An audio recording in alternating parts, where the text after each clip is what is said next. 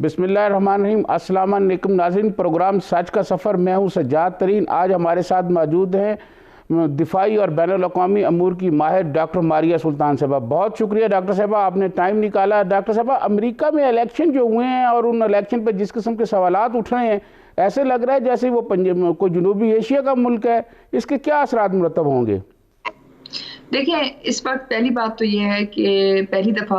امریکہ کو سب سے پہلے امریکہ رکھنا پڑے گا، کیونکہ اس وقت معاملہ امریکہ کی سالمیت اور امریکہ کی بقا کی ہے کہ امریکہ کس قسم کا ملک ابھرے گا جب یہ الیکشنز ختم ہوتے ہیں۔ کیونکہ اگر تو ایک قانونی کارروائی شروع کی جاتی ہے اور اس قانونی کارروائی کے تحت امریکہ کا جو ہے الیکشن سسٹم آگے بڑھے گا، تو ظاہر ہے اس کے بعد جو امریکن صدر آئے گا اس کے پاس وہ قانونی لیجیٹمیسی نہیں ہوگی کہ جو اس سے پہلے امریکن صدروں کے پاس رہی ہے،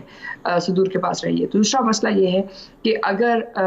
یہ تو صرف ایک قانونی نقطہ ہے کہ وہ کس طرح وائٹ ہاؤس تک پہنچتے ہیں، لیکن دوسرا مسئلہ یہ بھی ہے کہ جو اس وقت تفریق موجود ہے امریکہ کے اندر قوم پرست امریکیوں کی اور ان لوگوں کی جو یہ سمجھتے ہیں کہ امریکہ کو زیادہ بین الاقوامی کردار ادا کرنا چاہیے، ان کے درمیان بھی بہت واضح جو ہے تفریق ہے اور یہ ایک وائلنس کے اندر تبدیل ہو سکتی ہے۔ اس لیے آئندہ سال جو ہے کم از کم ایک ایسا سال ہوگا جس میں دنیا کے اندر امریکہ کی جو اور امریکن لیڈرشپ کی جو بڑی حد تک رسائی رہی ہے، وہ رسائی اس میں کمی ہوگی۔ امریکہ اپنے بہت سارے معاملات کے اوپر اندرونی طور کے اوپر دیکھے گا، کیونکہ جب تک امریکہ اندرونی طور پہ مستحکم نہیں، امریکہ بیرونی طور کے اوپر کوئی بڑی کارروائی نہیں کر سکتا اور نہ ہی کوئی خارجہ پالیسی کے اندر کوئی محض بڑی تبدیلی لے کے آ سکتا ہے۔ میڈم، ایسے لگ رہا ہے جیسے ٹرمپ جو ہے وہ جانے والے ہیں، جو بائیڈن آنے والے ہیں، تو یہ جو پالیسی ہیں امریکہ کی، جو بنیادی پالیسی ہیں، کیا اس میں کوئی تبدیلی ہوں گی؟ دیکھیں، اس میں بہت بڑی تبدیلی آئے گی، کیونکہ جو بائیڈن صاحب کا خیال یہ ہے کہ امریکہ جو ہے ہیومن رائٹس، جمہوریت، ڈیموکریسی، ان بات چیت کے اوپر یعنی ان اصولوں کے اوپر آگے بڑھے، لیکن اس کے ساتھ ساتھ ایک بنیادی فرق یہ ہے کہ جو بائیڈن صاحب اور ڈیموکریٹس کا تعلق ہمیشہ اس نقطۂ نظر سے رہا ہے جہاں وہ یہ سمجھتے ہیں کہ امریکہ کی اسٹیبلشمنٹ کو دوسرے ممالک کے اندر مائکرو مینجمنٹ کرنی چاہیے، یعنی کہ ان کے ہر چیز کے اوپر نہ صرف نظر رکھنی چاہیے بلکہ اس ہر چیز کا کنٹرول ان کے پاس ہونا چاہیے۔ یہی وجہ ہے کہ وہ ہر جگہ کے اوپر جوڑ توڑ کرتے ہوئے نظر آتے ہیں۔ بہت ساری جو جنگیں ہیں پچھلے دہائی میں امریکہ کے لیے نہ صرف طے کی ہیں بلکہ ان کے ساتھ جو فریق انہوں نے امریکہ کے ساتھ ملائے ہیں اس میں بھی ان کا بہت بڑا کردار رہا ہے۔ تو ایسی صورتحال میں ظاہر ہے ایک بہت بڑا جو ہے فرق آئے گا، جس میں امریکی جو لیڈرشپ ہے وہ کوشش کرے گی جو بین الاقوامی ادارے ہیں ان کے ذریعے بین الاقوامی جو نظام ہے اس کے اندر امریکہ کی جو برتری ہے اس کو برقرار رکھے۔ لیکن اس کے برعکس اگر ٹرمپ آ جاتے ہیں، کیونکہ ابھی بھی قانونی سپیس موجود ہے اور اگر اس کی سپریم کورٹ یہ بات کہتی ہے کہ دوبارہ ریکاؤنٹ کیا جائے اور اس ریکاؤنٹ کے بعد جو ہے امریکہ ایک طرح سے قانونی تعطل کا شکار ہو جاتا ہے، تو یہ ایک اور مسئلہ پیدا ہوگا جس میں دنیا کے لیے کم از کم ایک سال کے لیے امریکن لیڈرشپ اس طرح موجود نہیں ہوئے گی جیسے کہ اس سے پہلے پوری ایک صدی میں ہے۔ ڈاکٹر ماریہ، یہ پچھلا 4 سالہ ٹینور جو ٹرمپ کا ہے، اس کو آپ کیسے دیکھتی ہیں امریکہ کے لیے اور دنیا بھر اور خاص طور پر مسلمانوں کے لیے؟ دیکھیں، ٹرمپ کا جو دور ہے وہ امریکہ کے لیے تو بہت بہتر رہا ہے، کیونکہ اس سے پہلے جس وقت ٹرمپ نے امریکن صدر کے طور کے اوپر وہ آئے تو 3 انہوں نے وعدے کیے اپنے لوگوں کے ساتھ۔ پہلا وعدہ یہ تھا کہ وہ امریکہ کو غیر ضروری جنگوں سے باہر نکالیں گے، اس لیے ان کی پوری بھرپور کوشش رہی کہ امریکن افواج کو نکالا جائے، چاہے افغانستان کی جنگ ہو چاہے عراق کی جنگ ہو۔ اور دوسری بات یہ کہ انہوں نے تنبیہ بھی کی امریکن اسٹیبلشمنٹ کو کہ آخرکار سیریا کے اندر یہ ریبل فورسز کے اوپر امریکن اسٹیبلشمنٹ کیوں پیسے دے رہی ہے اور امریکن ٹیکس پیئرز کے پیسے وہاں کیوں خرچ کیے جا رہے ہیں کسی اور ملک کو اس طرح متنازع کرنے کے لیے۔ اس کے علاوہ انہوں نے شمالی کوریا کے ساتھ بھی نہ صرف بات چیت کی بلکہ ان کے ساتھ جا کے ملاقات بھی کی، یعنی کہ جو ایک امریکہ کے روایتی حریف رہے ہیں۔ ہاں، اس میں کچھ جو ہیں تبدیلیاں تھیں، جس میں سب سے جو مشکل تبدیلی تھی وہ JCPOA کے اندر سے امریکہ کا نکل جانا اور ایران کے ساتھ جو معاملات ہیں وہ ایک طرف، اور اسرائیل مشرق وسطیٰ کے جو معاملات ہیں اس کو اگر آپ دیکھیں تو وہ شاید مشکل کا باعث ہیں۔ لیکن دوسری طرف انہوں نے یہ بھی کہا کہ امریکہ کی جو معیشت ہے وہ اس کو جو ہے مضبوط کریں گے، اور اس کے لیے انہوں نے کہا کہ جو بین الاقوامی ادارے ہیں، بین الاقوامی اداروں کے ساتھ جو رسائی ہے اس کو وہ کم کر کے 2 طرفہ تعلقات یعنی 2 ملکی تعلقات تعلقات کے اوپر زیادہ زور دیں گے. اور یہی چیز آپ کو دیکھنے میں نظر آئی. آپ نے یہ بھی دیکھا ہوگا کہ ان کے الیکشن میں جانے سے پہلے 2-3 دن پہلے کم از کم یا ایک ہفتہ پہلے انہوں نے بیکا سائن کیا, یعنی کہ جو امریکن دفاعی صنعت کو ہندوستان کی دفاعی صنعت کے ساتھ جو مستحکم کرتا ہے. اس کے علاوہ جو غیر ضروری جو ہے معاشی یا معاشی معاہدے تھے ان سے بھی امریکہ کی جان چھڑائی, جو تقریباً 10 سال سے امریکہ نیگوشیٹ کر رہا تھا یا امریکہ اس پہ بات چیت کر رہا تھا. تو یہ اس بات کی وضاحت کرتے ہیں کہ انہوں نے بڑی حد تک جو امریکن عام امریکی ہے اس کو جو ہے کوشش کی کہ اس کو جو ہے اس معاشی بحران سے باہر نکالا جائے, اس کو ایک قومی فوکس دیا جائے. اور ظاہر ہے اس قومی فوکس کے اندر انہوں نے 2-3 ترجیحات دی, جس میں ایک میں انہوں نے یہ کہا کہ جو نئے امیگرینٹس ہیں وہ شاید امریکہ میں اتنی تیزی سے اور اتنی تیز رفتاری سے اندر نہیں آنے چاہیے. انہوں نے قوم پرستی کی جہاں بات کی وہاں ظاہر ہے انہوں نے جو ہے مختلف جگہوں کے اوپر اسلام کے خلاف یا جو ہے اس قسم کا نقطہ نظر بھی اٹھانے کی کوشش کی. لیکن اگر آپ ان کو امریکہ کے نقطہ نظر سے دیکھتے ہیں اور امریکن صدر کے نقطہ نظر سے دیکھتے ہیں تو انہوں نے اپنی قوم کے حق اور مفاد کے لیے یہ مشکل فیصلے اور بہت بڑی تبدیلی امریکن خارجہ پالیسی میں لے کے آئے. اس کے برعکس جو مسلمان ہیں اس کے اندر بھی اگر ہم دیکھتے ہیں تو انہوں نے 2-3 جو اہم جنگیں ہیں اس کے اندر امریکہ کا جو براہ راست جو کردار تھا اس میں بھی نمایاں کمی آئی. جیسے کہ سیریا میں انہوں نے کہا کہ ریبل فورسز کو امریکن اسٹیبلشمنٹ کوئی پیسے نہیں دی گی اور نہ ہی امریکن کانگریس کے پیسے وہاں جانے چاہیے. اسی طرح افغانستان کے اندر بھی انہوں نے پرامن مذاکرات کی بات کی. ہاں البتہ سب سے بڑا مسئلہ مشرق وسطیٰ میں ہوا ہے, کیونکہ مشرق وسطیٰ کے اندر انہوں نے اسرائیل کے ساتھ جو ہے معاملات کو طے کرنے کی کوشش کی اور وہ آپ کے لیے ایک بہت بڑا چیلنج ہے. لیکن بہرحال انہوں نے کوشش ضرور کی کہ کسی طرح معاملات کو طے کیا جائے, بین الاقوامی طور پہ جو امریکہ کی ذمہ داریاں ہیں ان کو کچھ اس طرح طے کیا جائے کہ اس کے جو مضمرات ہیں وہ امریکہ تک نہ پہنچیں. ڈاکٹر ماریا, صدر ٹرمپ کے جو ایڈوائزر ہیں CJ تارڈر, انہوں نے مجھے ایک انٹرویو دیتے ہوئے کہا کہ ٹرمپ دوبارہ جیت کے آئیں گے اور پاکستان بھی اور سعودی عرب بھی اسرائیل کو تسلیم کر لیں گے. آپ کیا سمجھتی ہیں کہ ہمیں اسرائیل کو تسلیم کرنے میں پاکستان کو کیا فائدہ اور کیا نقصانات ہیں؟ دیکھیں, پہلی بات تو یہ ہے کہ پاکستان اسرائیل کو تسلیم نہیں کر سکتا, کیونکہ پاکستان کا اصولی موقف ہے, اور اصولی موقف یہ ہے کہ ہم یہ سمجھتے ہیں کہ کسی بھی جگہ کے اوپر جہریت کی بنیاد کے اوپر اگر لوگوں سے ان کے بنیادی حقوق لے لیے جائیں یا ان سے ان کی حق شہریت, حق زندگی لے لیا جائے تو وہ ممکن نہیں. پاکستان کا موقف اسرائیل کے اوپر ویسا ہی ہے جیسا پاکستان کا موقف کشمیر کے اوپر ہے. اس لیے جو ریزولوشنز بھی لکھی گئی ہیں اسرائیل کے لیے وہ بھی پاکستان نے جو ہے پاکستان کے جو سفیر تھے اس وقت آغا شاہی صاحب, انہوں نے نہ صرف یہ قلم بند کی بلکہ اس کے بعد ہی متواتر پاکستان کی ایک ایسا ایجنڈا پوائنٹ ہے جو اس کے ساتھ رہے. دوسری بات یہ کہ جب آپ بات چیت کرتے ہیں کہ اس سے آپ کو فائدہ کیا ہوگا, اس سے آپ کو نقصان کیا ہوگا, پہلی بات تو یہ ہے کہ ہمیں یہ بات سمجھنے کی ضرورت ہے کہ اس وقت اسرائیل ہندوستان کا دفاعی اور ایک اسٹریٹجک پارٹنر ہے, اور اس وقت جو معاہدے اسرائیل کے ہندوستان کے ساتھ ہوئے ہیں وہ آپ کے ان کے ساتھ بہتر تعلقات کرنے سے بند نہیں ہو جائیں گے. دوسری بات یہ کہ اس وقت وہ کشمیر کے اندر ہندوستان کے نہ صرف اس وقت بہت بڑے ایڈوائزر ہیں بلکہ اس کے تحت پوری ان کی جو حکمت عملی ہے وہاں بنائی جا رہی ہے. تیسری سب سے بڑی بات یہ ہے کہ اسرائیل کے ساتھ بہتر تعلقات سے آپ کو کوئی معاشی, کوئی دفاعی, کوئی سیاسی بہتری نہیں آتی, بلکہ آپ کے جو اصولی موقف ہیں, جو آپ کے اصولی پرنسپلز ہیں, جو آپ اصول کی جنگ لڑ رہے ہیں کشمیر کے اوپر, وہ آپ کی جو ہے نہ صرف کمزور پڑتی ہے بلکہ اس سے بہت بڑے معاملات آپ کے لیے مشکل میں جا سکتے ہیں. کیونکہ ہمارے لیے مسئلہ صرف فلسطین کے مسلمانوں کا نہیں ہے, ہمارے لیے مسئلہ کشمیری مسلمانوں کے لیے بھی ہے جو ابھی تک ہندوستان کی قید میں ہیں اور اس وقت ہندوستان کی جہریت کو سہ رہے ہیں. ڈاکٹر ماریا, مجھے یہاں ایک بریک کا کہا جا رہا ہے, یہاں لیتے ہیں ایک بریک کے بعد ناظرین واپس آئیں گے تو ڈاکٹر ماریا سے پوچھیں گے انڈیا اور امریکہ کے درمیان جو معاہدہ ہوا ہے اس کا خطے پہ کیا امپیکٹ پڑے گا. یہاں وقت ہوا ہے بریک کا.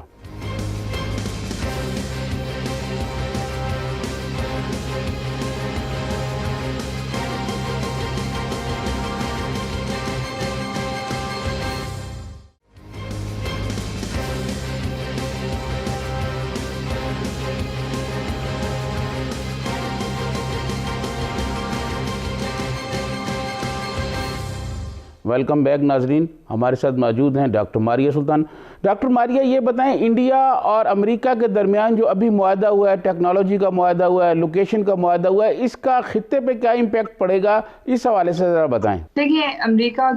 کا جو اس وقت معاہدہ ہندوستان کے ساتھ ہوا ہے, یہ ایک طویل المدت سے امریکہ اور ہندوستان کے مابین جو تعلقات چل رہے ہیں, یہ اس کا ایک طرح سے آپ کہہ سکتے ہیں بنیادی اختتام ہے اور ایک طرح سے ایک نئی شروعات ہے, کیونکہ امریکہ کے اور ہندوستان کے مابین تقریباً 60 سے زیادہ معاہدے ہو چکے ہیں, اور ان میں سے تقریباً 5 معاہدے دفاعی نوعیت کے ہیں, جس میں لاجسٹک میمورینڈم آف انڈرسٹینڈنگ, جس کے تحت ہندوستانی اور امریکن افواج نہ صرف ایک دوسرے کی سمندری بندرگاہیں بلکہ اپنے تمام جو سمندری ایسٹس ہیں ایک دوسرے کے لیے استعمال کر سکتے ہیں.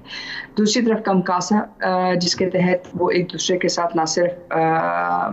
کمیونیکیشنز بلکہ اس کے ساتھ منسلک تمام جو آلات ہیں ان کو بھی استعمال کر سکتے ہیں. پھر اس کے بعد جو نیکسٹ ایگریمنٹ انہوں نے کیا وہ اس کو STA1 جس کو کہتے ہیں اسٹریٹجک ٹریڈ آتھرائزیشن. اس کے تحت امریکہ کی جو سب سے سینسٹیو ٹیکنالوجی ہے تقریباً 99% ہندوستان کو ٹرانسفر کی جا سکتی ہے. اور اب بیکا کے بعد نہ صرف ہندوستان کے اندر امریکہ کی افواج, امریکہ کے مختلف سیکٹرز میں کام کرنے والے لوگ, امریکہ کی دفاعی صنعت کے ساتھ منسلک لوگ آ کے ہندوستان میں کام کر سکتے ہیں, لیکن اس کے ساتھ ساتھ امریکہ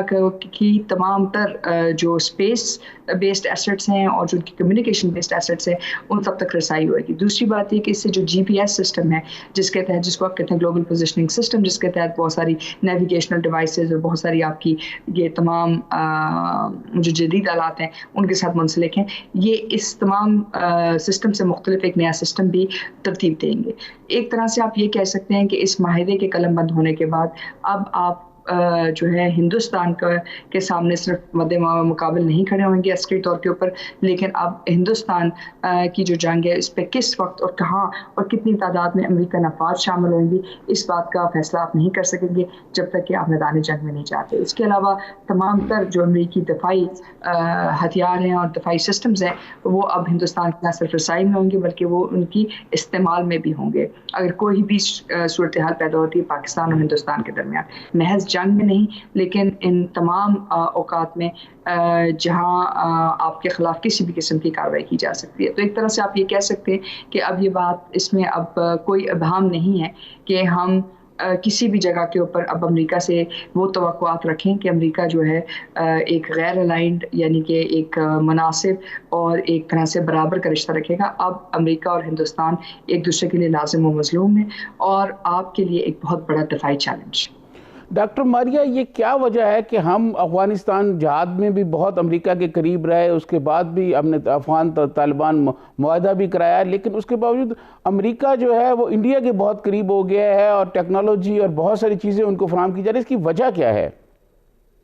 دیکھیں, اس کی 2 وجوہات ہیں. ایک وجہ تو جیسے سب جانتے ہیں وہ یہ ہے کہ وہ چین کے مد مقابل ایک حکومت اور ایک ایسی طاقت لے کے آنا چاہتے تھے جہاں معیشی طاقت کمزور ہو لیکن ان کا امبیشن بہت زیادہ ہو. اس لیے ہندوستان نے جتنے بھی معاہدے کیے ہیں امریکہ کے ساتھ اس میں ہندوستان کی لیبر استعمال ہوگی اور اس کا جو جزوی فائدہ ہندوستان کو ہوگا لیکن جو مجموعی فائدہ ہے وہ امریکہ کو ہوگا, اور امریکہ کی دفاعی اور معاشی اعتبار سے امریکہ کی صنعت کو فائدہ ہوگا. تو یہ ایک بنیادی وجہ ہے. لیکن اس کے ساتھ ساتھ ایک اور اہم وجہ ہے جس کے اوپر زیادہ بات چیت نہیں کی جاتی اور ہم اس پہ بات نہیں کرتے, وہ یہ ہے کہ ہندوستان باوجود اس کے کہ ایک بہت بڑا ملک ہے, باوجود اس کے کہ وہ معاشی طور پہ استحکام دے گا, باوجود اس کے کہ وہ چین کے مد مقابل امریکہ کے ساتھ کھڑا ہوگا اور بحر عرب میں بھی وہ امریکہ کو رسائی دے گا, ایک بہت بڑی بات یہ ہے کہ وہ ایک کنیکٹیوٹی کی ریاست نہیں بن سکتا. جبکہ اس کے مد مقابل جب پاکستان کے اندر سی پیک کمپلیٹ ہوتا ہے یا آپ اس کے ساتھ لنک کرتے ہیں تو نہ صرف آپ بحر عرب بلکہ بحر عرب سے گوادر سے سوئس کنال اور سوئس کنال سے لے کے سینٹرل ایشیا اور روس تک نہ صرف آپ کنیکٹیوٹی دیتے ہیں بلکہ آپ کو اگر یاد ہو کچھ عرصہ پہلے, کچھ دہائی پہلے ایک بہت بڑی بات تھی کہ جی امریکہ یہ جنگ روس کے خلاف اس لیے لڑنا چاہتا ہے کیونکہ روس جو ہے بحر عرب کے گرم پانیوں تک پہنچنا چاہتا ہے. مسئلہ گرم پانی تک نہیں تھا, مسئلہ یہ تھا کہ جو بین الاقوامی معاشی راہداری ہے جو سمندری راہداری کے پاس سے گزر رہی ہے اس سب کی جو کنیکٹیوٹی ہے وہ پاکستان کے سامنے سے گزرتی ہے, اور تقریباً اس وقت یہ سمجھا جاتا ہے کہ 17.7% اور تقریباً 293% اس کے اندر اضافہ ہوا ہے. تو ایک لحاظ سے جب پاکستان اکنامکلی اور پولیٹیکلی اور آپ کمیونیکیشن وائز کھلتے ہیں تو آپ ان تمام لوگوں کو طاقتور کرتے ہیں جو امریکہ سمجھتا ہے اس کے مد مقابل کھڑے ہیں. اس لیے امریکہ نے ہمیشہ آپ نے سیکیورٹی انویسٹمنٹ کی ہے, کبھی آپ نے معاشی انویسٹمنٹ نہیں کی. ہندوستان اس کے مد مقابل ان کا خیال ہے کہ ایک اہم پارٹنر بن سکتا ہے جو معیشی طور کے اوپر بھی ان کا ساتھی بن سکتا ہے اور اکنامکلی, کیونکہ وہ جو کچھ بھی کرے اس کا محض انحصار امریکہ کی مرہون ملت ہوگا. وہ بذات خود ایک پیوٹ سٹیٹ کے طور کے اوپر نہیں چل سکتا اور وہ بذات خود وہ راہداری نہیں دے سکتا اس خطے کو, اور نہ ہی وہ کنیکٹیوٹی دے سکتا ہے جو پاکستان. تو یہی وجہ ہے کہ پاکستان کو ہمیشہ ایک سیکیورٹی کے نقطہ نظر سے دیکھا گیا اور ہندوستان کو سیکیورٹی اور معاشی دونوں نقطہ نظر سے دیکھا جاتا ہے. ڈاکٹر ماریہ, یہ پاکستان کو امریکہ جب بھی دیکھتا ہے یہ افغانستان کے پس منظر میں دیکھتا ہے, یہ بطور پاکستان ہمیں کیوں نہیں دیکھتے اور بطور پاکستان ہمارے ساتھ وہ تعاون کیوں نہیں کرتے؟ دیکھیں اس میں کچھ ہماری اپنی کمزوریاں بھی ہیں, کیونکہ جب بھی ہم نے سیکیورٹی کے مفروضے میں ان سے بات کی ہم نے وہ بارگین نہیں کی. بین الاقوامی ہسٹری کے اندر بہت سارے اوقات میں آپ کے پاس کچھ صورتحال ایسے ضرور بنتی ہے جہاں آپ نے کچھ فیصلے کروانے ہوتے ہیں جو آپ کو اپنے ملک کے لیے بہتر ہونے چاہیے. ہم نے نہ تو اپنے کوئی دفاعی معاہدے ان کے ساتھ اس نوعیت کے کیے جو ہمیں ایک بہتر جگہ تک پہنچاتے, نہ ہم نے ان سے اپنے کوئی معاشی طور کے اوپر کچھ قرضے معاف کروائے, نہ ہم نے ان کا اثر و رسوخ استعمال کیا IMF میں جس سے پاکستان کی جو معاشی حالت ہے اس میں استحکام پیدا ہوتا. ابھی تک ہم 1950 1960 کے قرضے دے رہے ہیں جو آپ کی ایک جو بجٹ ہے اس کا ایک بہت بڑا حصہ لے جاتے ہیں, اور اس کی بنیادی وجہ یہی ہے کہ دیکھیں وہ تو آپ کو اسی نقطہ نظر سے دیکھیں گے جس نقطہ نظر میں وہ آپ کو دیکھنا چاہتے ہیں, اور انہوں نے اس میں پوری کوشش کی. لیکن ظاہر ہے آپ کو بحیثیت پاکستانی اس بات کا پر کام بھی کرنا چاہیے تھا اور یہ فیصلہ بھی کرنا چاہیے تھا کہ آپ ان سے کیا چاہتے ہیں اور ان کی اس صورتحال میں آپ کتنا پریشر لے سکتے ہیں اور آپ کس جگہ کے اوپر پاکستان کے لیے کیا نیگوشیٹ کر سکتے ہیں. ہم نے وہ نیگوشیٹ نہیں کیا, یہی وجہ ہے کہ ہم نے جو کچھ نیگوشیٹ کیا وہ بہت کم تھا, اور اس کم قیمت کی وجہ سے آج پاکستان کے بہت زیادہ جو مشکلات ہیں اس کے اندر ایک بنیادی مشکل یہ بھی ہے کہ آپ کبھی بھی بین الاقوامی جو پوزیشنز ہیں, بین الاقوامی جو مواقع ہیں, ان سے وہ فائدہ نہیں اٹھا سکے جو باقی اقوام نے اٹھائے. ڈاکٹر ماریہ, اس کی کیا وجہ ہے کہ ہم وہ فائدے نہیں اٹھا سکے؟ اس کی بنیادی وجہ کیا ہے؟ ایک تو بنیادی وجہ یہ ہے کہ ہم پڑھتے نہیں ہیں تحریر کو, اور اس کی جو طویل المدت جو امکانات ہیں ان کو سمجھتے نہیں ہیں. دوسرا یہ کہ جو ہمارا ڈیسیجن میکنگ سرکل ہے اس کے اندر بھی یہ سمجھا جاتا ہے کہ جب تک ہمارے سال ہماری چیزیں آگے نکل جائیں تو ٹھیک ہے, آپ نے بڑے اہم فیصلے نہیں کیے. اور ہمیشہ انہوں نے آپ کے اوپر جو پریشر ڈالا, آپ نے قوم کو اس کی وضاحت نہیں کی. اگر آپ قوم کے اوپر اس کی وضاحت کرتے تو قوم آپ کے ساتھ کڑی ہوتی, آپ مضبوط ہوتے اور آپ یہ فیصلے کر سکتے. میں اس کی مثال آپ کو 1998 کی دیتی ہوں کہ جس وقت آپ پہ بہت انٹرنیشنل پریشر تھا کہ آپ ایٹمی دھماکے نہ کریں, لیکن آپ نے تمام انٹرنیشنل پریشر نہ صرف سہا بلکہ آپ نے پاکستان کے وسیع تر قومی مفاد میں وہ ایٹمی دھماکے کیے جس کی بدولت آپ کے اوپر کوئی جنگ عائد نہیں کی گئی. نہ افغانستان کی جنگ براہ راست آپ میں لڑی گئی, باوجود اس کے کہ بہت ساری آوازیں اٹھیں کہ در حقیقت پاکستان رسپانسبل ہے, پاکستان ذمہ دار ہے اس بین الاقوامی دہشت گردی کا, اور نہ ہی ہندوستان کی طرف سے کوئی بڑی جنگ آپ کے اوپر عائد کی جا سکے. اس لیے کچھ فیصلے آپ کو بحیثیت قوم کرنے ہوتے ہیں جس میں آپ کو اپنی عوام کو, اپنے لوگوں کو اور آپ کے تمام سیاسی عسکری جو حلقہ احباب ہیں اور آپ کے جو ڈیسیجن میکنگ کے سرکلز ہیں ان کو بنیادی طور کے اوپر نیشنل کنسنسس کی بنیاد پہ فیصلے کرنے ہوتے ہیں. اگر آپ اپنی عوام کو ساتھ رکھتے ہیں تو آپ کی فیصلے کر سکتے ہیں, لیکن اگر آپ اپنی عوام اور اپنے تمام جو سرکلز ہیں ان میں کم و بیشتر زیادہ اور کم جو ہے معلومات فراہم کرتے ہیں تو پھر یہ فیصلے آپ کو فرد واحد کے طور پہ کرنے پڑتے ہیں, اور ظاہر ہے بطور فرد واحد یا ایک حکومت کے یہ فیصلے آپ جو ہے طویل المدت پاکستان کے مفاد میں نہیں کرتے. ڈاکٹر ماریہ, یہاں مجھے ایک بریک کا کہا جا رہا ہے, بریک کے بعد آئیں گے تو آپ سے مزید گفتگو جاری رکھیں گے. ناظرین, یہاں وقت ہوا ہے ایک بریک کا.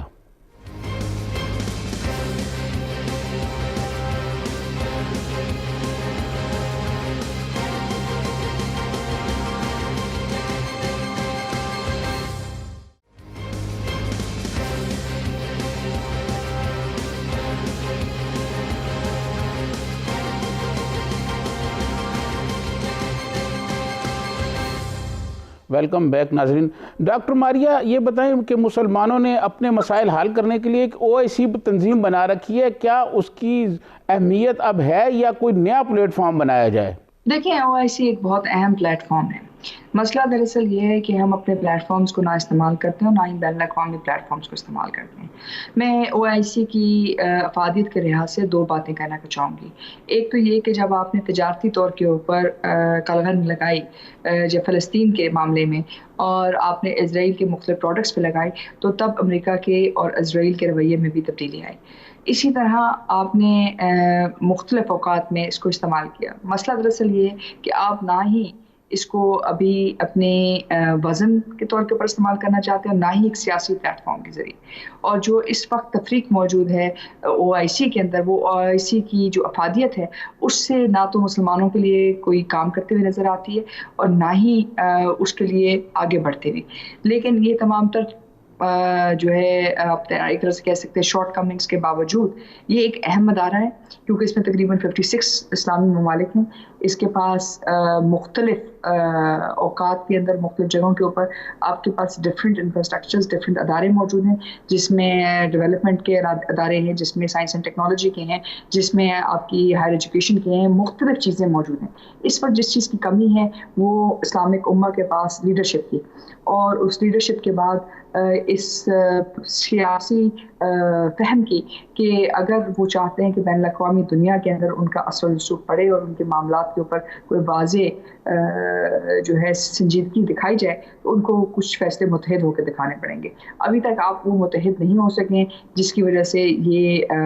جو اس کا امپیکٹ ہے وہ اس طرح آگے نہیں بڑھا. کیونکہ اگر آپ یاد کریں OIC کا ایک اہم کردار اس وقت بھی تھا جب عرب ممالک نے آئل جو ہے تیل جو ہے بند کیا تھا, اور اس کے بعد جب تیل کی نیگوسیشنز دوبارہ ہوئیں تو اس کے بعد OPEC کا جو رول تھا اس کے اندر OIC کی اور OIC کے پلیٹ فارم کی ایک بہت بڑی جو ہے کاوش وہاں موجود تھی.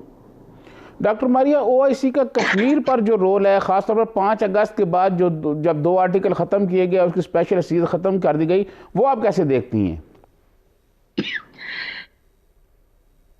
کشمیر پہ ان کا رول ناکافی ہے, لیکن اس کے ساتھ ساتھ ہمیں یہ نہیں بھولنا چاہیے کہ OIC کے پاس ایک کشمیر کانٹیکٹ گروپ بھی ہے. اس میں براہ راست جو بڑی ذمہ داری ہے وہ آپ کے دفتر خارجہ کے اوپر ہے اور آپ کے اوپر ہے, کیونکہ ظاہر ہے آپ ایک فریق ہیں مسئلہ کشمیر میں, اور یہ معاملہ اور اس کی سنجیدگی اور اس کے ساتھ منسلک جو تمام باتیں ہیں یہ آپ پہ فرض بنتی ہیں کہ آپ وہاں جائیں اور اس کا جو میکنزم ہے اس کو استعمال کریں. کیونکہ جب تک آپ کسی بھی ادارے کا میکنزم استعمال نہیں کرتے ہیں تو آپ اس سے وہ فائدے نہیں اٹھا سکتے جو کہ آپ کی توقعات کے مطابق ہیں. اس کے علاوہ جو ہے جب آپ کسی بھی آرگنائزیشن یا بین الاقوامی ادارے سے فائدہ اٹھانا چاہتے ہیں تو اس میں محض آپ کی دو طرفہ تعلقات صرف کچھ ممالک کے ساتھ نہیں لیکن ان تمام ممالک کے ساتھ ہونا چاہیے. تو اس وقت فیصلہ تو اس بات پہ کرنا چاہیے ہمیں کہ کیا جو 56 ممالک ہیں جو OIC کے اس وقت ممبر ہیں, پاکستان کے دو طرفہ تعلقات ان تمام ممالک کے ساتھ کیسے ہیں, ہم نے کتنی حد تک کشمیر کا مسئلہ ان تک لے کے گئے ہیں اور کتنی حد تک ان کو سمجھایا ہے کہ 5 اگست 2019 کے بعد کیا ہوا ہے اور اس کے اثرات اس خطے میں کیا ہوں گے. محض تحریری بیان سے یہ بات اور اس کی جو سنجیدگی ہے وہ اس میں اس کا امپیکٹ اس طرح نہیں آ سکتا جب تک کہ ہم اس کے اوپر ایک بڑی واضح خارجہ پالیسی, واضح حکمت عملی اختیار نہیں کرتے اور اپنے ان دو طرفہ تعلقات کو اہمیت نہیں دیتے. ڈاکٹر ماریہ, کشمیر کے ایشو پر جس طرح ایران نے ہمارا ساتھ دیا, ہمارے جو عرب ممالک ہیں جن کے لیے ہم ہر وقت جان کی بازی لگانے کے لیے تیار رہتے ہیں, جس میں سعودی عرب بھی شامل ہے, انہوں نے ہمارا اس طرح ساتھ نہیں دیا. اس کی کیا وجہ ہے؟ دیکھیں, اس کی بنیادی وجہ یہ ہے کہ ایک تو یہ ہے کہ جیسے میں نے کہا کہ آپ نے کشمیر کے معاملے کے اوپر لوگوں تک وہ بات پہنچانی تھی, اور اس کے ساتھ ساتھ OIC محض عرب ممالک سے منسلک نہیں ہے, اس کے ساتھ اور بھی بہت سارے ممالک موجود ہیں. دوسری وجہ یہ ہے کہ اس وقت عرب ممالک آپس میں بھی ان کے پاس آپ دیکھ سکتے ہیں کہ اس وقت تفریق موجود ہے, جہاں گلف کے آدھے ملک ایک طرف ہیں, آدھے ملک دوسری طرف. دوسرا ان کا جو بنیادی مسئلہ ہے وہ یہ ہے کہ اس وقت وہ خود اپنی جدوجہد میں ملوث ہیں, جہاں ایک طرف وہ یمن میں لڑائی کر رہے ہیں, دوسری طرف ان کے درمیان جو معاملات ہیں وہ طے نہیں پا رہے, تیسری طرف مشرق وسطی میں ایران اور سعودی عربیہ کے معاملات چل رہے ہیں. تو ایک لحاظ سے آپ یہ دیکھ سکتے ہیں کہ جو ان کی اپنی رجیم سروائیول ہے، جو ان کے اپنے معاملات ہیں، وہ ان کی ترجیحات اس کی طرف ہے. دوسری طرف آپ کا ایک تھرڈ پارٹی کے طور کے اوپر، یعنی کہ ایک غیر عرب ملک اور ایک اہم اسلامی ملک کے مطابق آپ نے پالیسی اختیار کی ہے جس میں آپ نہیں چاہتے کہ آپ اس جنگ کے دوران یا اس کے درمیان پھنس جائیں. تو یہ کچھ خدشات ہیں جو انہوں نے اپنے ساتھ رکھے ہوئے ہیں، جس میں یمن کی لڑائی ہے، جس میں سیریا کے اندر جو صورتحال ہے وہ ہے، اور اس کے ساتھ ساتھ جو ان کے اپنے جو مفادات ہیں اس کے اندر بھی آپ کی جو دو طرفہ تعلقات ہیں جس میں جو ڈیپتھ آنی چاہیے تھی، چاہے وہ ایران ہو چاہے وہ سعودی عربیہ ہو، آپ نے وہ ڈیپتھ جو ہے کریٹ نہیں کی پچھلی دہائی میں. یہی وجہ ہے کہ جہاں آپ بیان کے اوپر اور اصولوں کے اوپر تو ایک دوسرے سے بات چیت کرتے ہوئے نظر آتے ہیں، لیکن اس کی گہرائی میں یا اس شدت میں اضافہ نہیں ہوا جو کہ آپ کی توقعات تھی. ڈاکٹر ماریا، ہم نے طالبان کے ساتھ جو قطر مذاکرات کرائے اور سارے طالبان کو امریکہ کے ساتھ بٹھا دیا، یہ اگر ٹرمپ چلے جاتے ہیں تو اس معاہدے کا مستقبل آپ کیا دیکھ رہی ہیں؟ دیکھیں، اگر ٹرمپ چلے جاتے ہیں تو اس معاہدے کا مستقبل روشن نہیں ہے، کیونکہ جو ڈیموکریٹس ہیں ان کا نقطہ نظر یہ ہے کہ یہاں امریکن اسٹیبلشمنٹ کو رہنا چاہیے، کیونکہ امریکن اسٹیبلشمنٹ کا یہاں سے چلے جانا جو ہے ان کی وہ 20 سال کی جنگ ہے جو وہ سمجھتے ہیں ایک ناکامی میں اور ایک مکمل ناکامی میں تبدیل ہو جائے گی. دوسرا ان کا مفروضہ یہ رہا ہے کہ پاکستان اور پاکستان کے ادارے جو ہیں شاید ذمہ دار ہیں افغانستان کے اندر تمام غیر مستحکم صورتحال کا. یہی وجہ ہے کہ وہ پاکستان کو ساتھ نہیں لے کے چلے، بلکہ انہوں نے ایران کو، روس کو اور اس قسم کے جو ممالک ہیں اور بالخصوص جو نردرن الائنس ہے، شمالی اتحاد، اس کے اوپر اپنا تمام تر وزن ڈالا. یہی وجہ ہے کہ افغانستان کے اندر انہوں نے زمینی حقائق کی بنیاد کے اوپر فیصلے نہیں کیے، اور اگر وہ واپس آتے ہیں تو آپ نہ صرف شدت پسندی دیکھیں گے افغانستان کے اندر، لیکن آپ ایک دوسری دہشت گردی کی لہر بھی دیکھیں گے جس میں آئیزس جو اس وقت وہاں ری گروپ ہو رہی ہے وہ بھی شاید جو ہے بڑی تیزی سے ان کی پھسٹ پھیلائی کی وجہ سے بڑی تیزی سے جو ہے اس کے اندر جو ہے ری گروپنگ بھی نظر آئے گی، اور دہشت گردی کی لہر میں بھی اس خطے میں اضافہ ہوگا. ڈاکٹر ماریا، پاکستان کیا ایسے اقدامات کرے جس سے پاک انڈیا کشیدگی اور جو تناؤ ہے وہ کم ہو اور معاملات کو مذاکرات کی طرف جائیں؟ دیکھیں، اس وقت معاملات کچھ آگے نکل چکے ہیں. پاکستان کی تمام تر امن کی جو کوششیں ہیں وہ اس وقت جو کشمیر کے محکوم لوگ ہیں کشمیر میں ان کے ساتھ اب وابستہ ہو چکے ہیں. ہم کوئی فیصلہ اس وقت نہیں کر سکتے اس خطے میں اس وقت ہندوستان کے ساتھ بات چیت کے اوپر جب تک کشمیریوں کے بارے میں کوئی ہندوستان فیصلہ نہیں لیتا، کیونکہ بہرحال یہ بات طے ہے کہ کبھی بھی طاقت کی بنیاد کے اوپر نہ تو زمینی خطے کسی اور قوم کو کسی اور قوم میں تبدیل کر دیتے ہیں. آپ کے سامنے مثال موجود ہے، چاہے افغانستان ہو چاہے عراق ہو. آپ 100 سال کی جنگ تو ضرور لڑ سکتے ہیں وہاں، لیکن آپ کسی قوم سے ان کا حق قومیت، حق شہریت اور حق دین نہیں لے سکتے. اور یہی چیز آپ کو کشمیر میں نظر آ رہی ہے. ہندوستان نے اپنا حق شہریت تو ان سے لے لیا ہے، اور اب ان کے اوپر یہ مسلط کر دیا کہ اگر وہ وہاں رہنا چاہتے ہیں تو وہ ہندوستانی شہریت اختیار کریں. لیکن اس کے باوجود جو شدت پسندی جو اس وقت تحریک آزادی کشمیر میں چل رہی ہے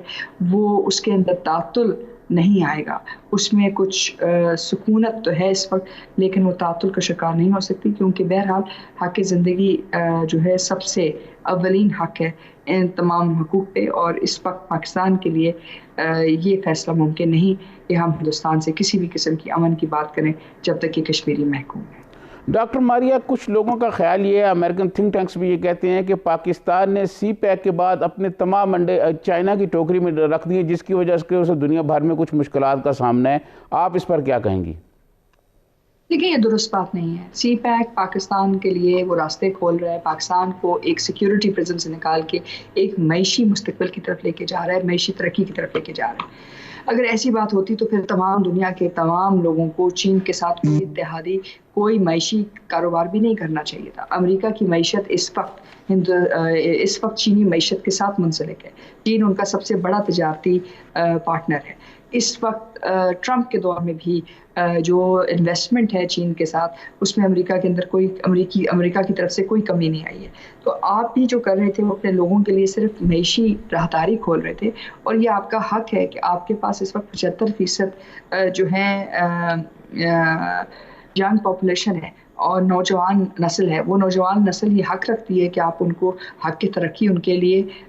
بہتر کریں، ان کے جو حقوق ہیں دنیا کے اندر بہتر جگہ پہ پہنچنے کے لیے اور وہ تمام فائدے اٹھانے کے لیے، وہ آپ ان سے نہیں لے سکتے ہیں۔ اور اگر یہ ہم اپنا حق استعمال کرتے ہیں جس میں ترقی کا حق جو ہے ایک خاص حیثیت رکھتا ہے، تو یہ بات تو بالکل درست نہیں کہ پاکستان نے سی پیک کے ذریعے چائنا سے بات چیت کر کے جو ہے تمام دنیا سے راستے بند کر دیا۔ ہم نے تو یہ بات نہیں کہی، ہم نے تو یہ کہا ہے کہ جب اسپیشل اکنامک زونز بنیں گے تمام لوگ آ سکتے ہیں، اور جو پاکستان کی ایک واضح برتری ہے بین الاقوامی معیشی راہداری کے اندر، سمندری راہداری کے اندر، اس کو استعمال کریں اپنے تجارت کے اندر اضافہ کرنے کے لیے۔ اگر یو اے ای اس کو استعمال کر سکتا ہے، سنگاپور اس کو استعمال کر سکتا ہے، ملیشیا اس کو استعمال کر سکتا ہے، تو پاکستان کا یہ حق پاکستانیوں کے لیے کیوں نہیں موجود ہو سکتا؟ میرے خیال سے یہ ایک درست بات نہیں، یہ لوگوں کے اپنے مفادات ہیں جس میں وہ نہیں چاہتے کہ کوئی بڑا ترقی کا جو موقع ہے وہ پاکستانی عوام تک پہنچے، اور اگر وہ پہنچے تو چاہتے ہیں کہ وہ اس کی جو فوائد ہیں وہ پاکستانی عوام تک نہ پہنچے۔ بہت بہت شکریہ ڈاکٹر ماریہ سلطان، آپ نے اپنے قیمتی وقت میں سے کچھ ٹائم ہمارے لیے نکالا۔ ناظرین، آپ نے ڈاکٹر ماریہ سلطان کی گفتگو سنی، اسی کے ساتھ سجاد ترین کو اجازت دیجیے۔ اللہ حافظ۔